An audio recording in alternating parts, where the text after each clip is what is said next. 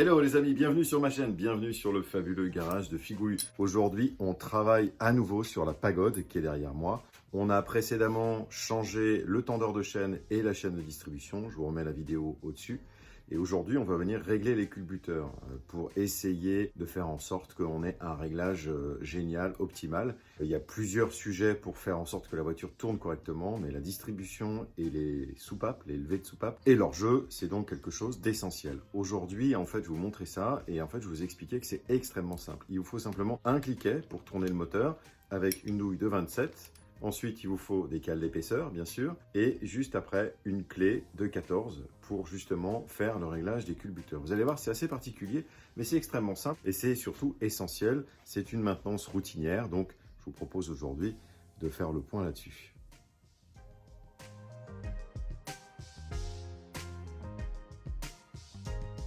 Alors, je vous ai fait une petite animation sur le principe de fonctionnement des culbuteurs avec ce plan de coupe. On peut d'abord voir l'arbre à cam, ensuite le culbuteur qu'on appelle aussi basculeur ou ici linguet avec un montage un peu particulier et qui est un peu différent de ce qu'on voit d'habitude sur les moteurs classiques. Et ce basculeur est monté sur une rotule qui elle-même peut être réglée en hauteur avec une vis de réglage, justement une vis de réglage qu'on règle avec une clé à fourche de 14 ou alors avec un autre outil que je vais vous montrer juste après. Et puis enfin, on a la queue de soupape avec, on le voit très bien, on coupe l'ensemble des ressorts. Alors la première des choses, ça va être de tourner le moteur pour pouvoir positionner l'arbre à cam de trois manières différentes, soit horizontale, soit avec le lobe en l'air en forme de V. C'est à peu près les positions qui nous permettent de dégager le basculeur de toute pression de l'arbre à cam. L'écart à mesurer, il se situe entre l'arbre à cam et le culbuteur et il doit être pour l'échappement de 0,18 mm et pour l'admission de 0,08 mm. Donc on va venir agir sur la vis de réglage pour monter et descendre l'assiette du culbuteur. On prend donc soit une clé à fourche lorsque, comme moi, l'échappement et l'admission ont été démontés et que je n'ai pas d'obstacle. Si, comme c'est le cas certainement pour la plupart d'entre vous, l'admission et l'échappement est en place, à ce moment-là, il vous faudra vous procurer un outil un peu spécial qui vous permettra de régler la vis. Ensuite, eh bien, si on dévisse la vis de réglage, on va monter le culbuteur et donc on va réduire l'écart. Et à l'inverse, si on visse la vis de réglage, eh bien, on va baisser mécaniquement le culbuteur et augmenter l'écart à mesurer.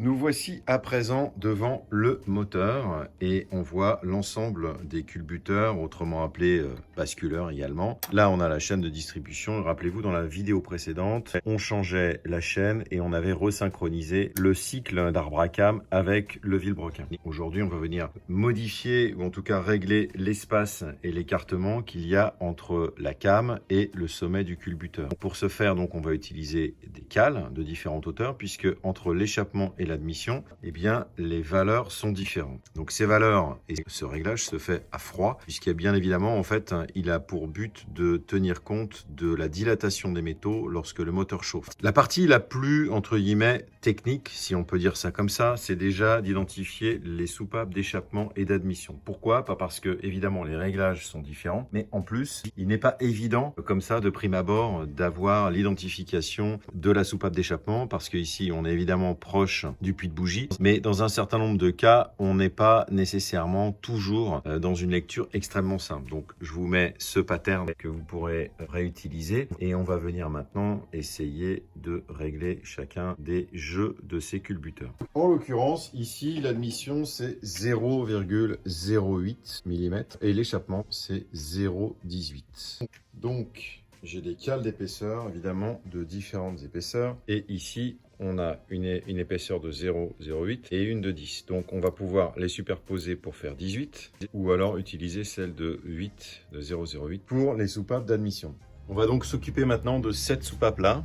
Et on va donc, dans un premier temps, libérer la soupape en tournant le moteur et en vérifiant que les lobes n'appuient pas sur le culbuteur.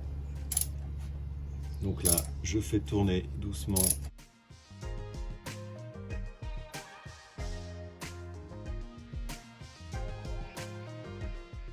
Ce qui compte, c'est qu'on a un lobe qui est tourné ici et l'autre qui est tourné par là.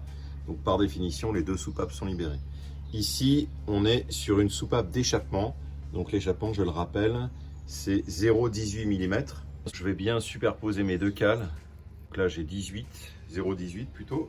Et ensuite, le principe, ça va être de passer la cale ici pour voir le jeu. Donc là, je vois que je n'ai pas suffisamment de jeu, donc je vais resserrer la rotule, qui est ici.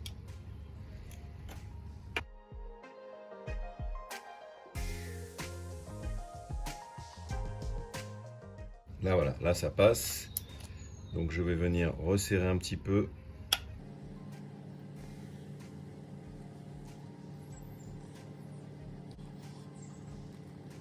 Voilà, la vérité, elle se situe là. Voilà. Là, je suis très bien. Donc je vais noter. Celle-ci est faite.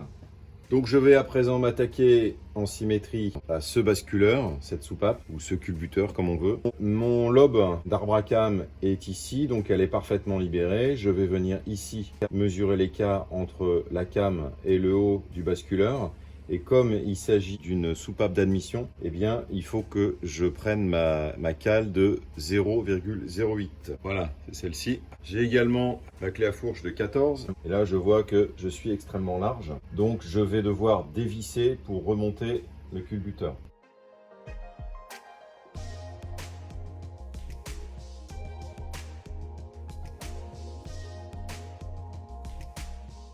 Voilà, là, impeccable. J'ai resserré un tout petit peu. Toute la difficulté, c'est de faire des réglages qui sont quand même de l'ordre du ressenti, parce que quand ma cale passe, on dit toujours qu'il faut que ça accroche un petit peu. Et là, c'est très bien. Et donc, je prends mon marqueur. Et voilà. Alors, si vous êtes observateur, vous apercevrez qu'en fait, lorsque l'arbre à cam est dans cette position, on peut régler en plusieurs cylindres en même temps. Là, j'ai voulu faire quelque chose de très didactique et on peut vraiment faire plusieurs cylindres en même temps. Vous le verrez avec la pratique. Contrairement aux moteurs relativement classiques, là l'intérêt c'est que on peut vraiment, sans avoir une position très précise sur l'arbre à cam, on peut régler tout simplement en s'assurant qu'il n'y a pas de pression sur les soupapes. Donc là, je vois que sur cette soupape d'échappement, je passe très largement. Donc je vais venir desserrer parce que je suis un peu trop large.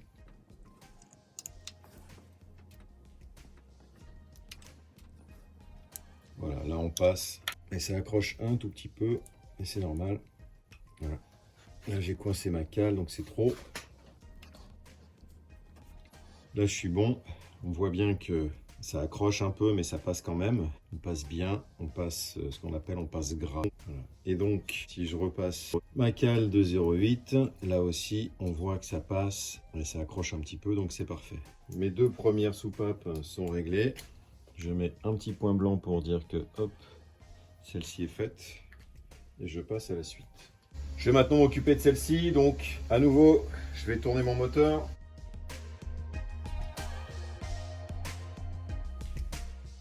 Voilà, donc on voit bien les deux cames ici, elles sont en V ou orientées de manière horizontale. En tout cas, ce qui compte, c'est que les deux basculeurs soient totalement libérés. Ici, j'ai à nouveau une soupape d'admission, donc je suis toujours sur ma cale de 0,8.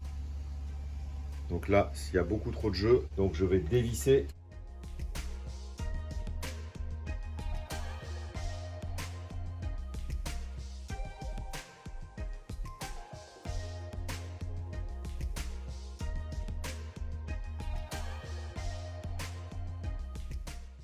Vous voyez l'amplitude, elle est très sensible. À peine on visse, on dévisse, on gagne ou on perd beaucoup. Donc là, je passe, mais je suis encore un peu à l'aise. Voilà, là, ça devrait aller.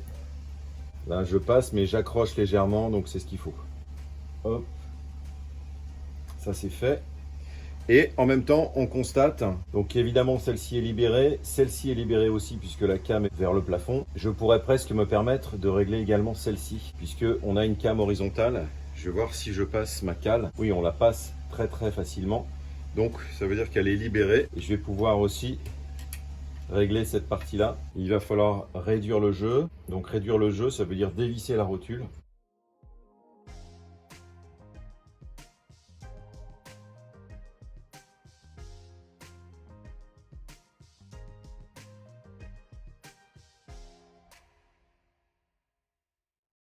Voilà, là on passe la cale. Ah, c'est un peu juste.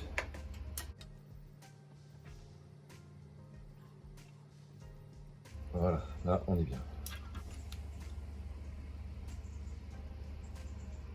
Et bien voilà les amis, c'est terminé, c'est vraiment pas compliqué. Donc ce qu'il faut que vous fassiez, c'est qu'une fois que vous avez réglé tous vos culbuteurs, vous faites tourner plusieurs fois, on dit généralement 2 fois le moteur, et vous venez à chaque fois revérifier chacun des jeux pour voir s'il n'y a pas de modification.